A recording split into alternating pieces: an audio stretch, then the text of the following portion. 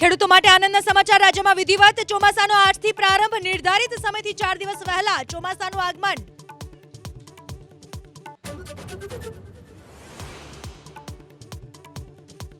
દ્વારકાના દરિયાકાંઠેથી ફરી ઝડપાયો બિનવારસી ચરસ મોજપના દરિયાકાંઠેથી 11 કરોડની કિંમતનું 21 કિલો ચરસ જપ્ત થોડા દિવસ પહેલા વરવાડાથી જપ્ત કરાયું હતું ચરસ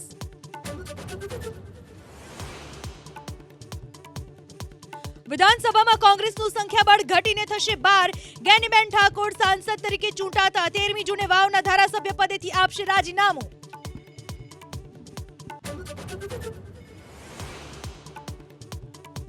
વલસાડના ઉમરગામમાં ડીજીવીસીએલનો ઇલેક્ટ્રિકલ કોન્ટ્રાક્ટર 12,000ની લાંચ લેતા ઝડપાયો કાર્યપાલક ઇજનેરના નામે માગી હતી લાંચ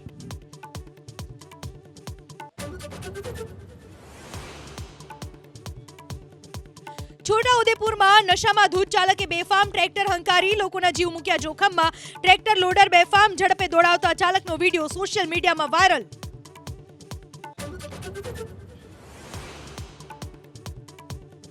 સનાતન ધર્મ પર ટિપ્પણીને લઈને સંતો ફરી મેદાને રાજકોટના ત્રંબાની ભરાડ સ્કૂલમાં યોજાયું સંત સંમેલન ગુજરાત સહિત દેશભરમાંથી ઉમટ્યા સાધુ સંતો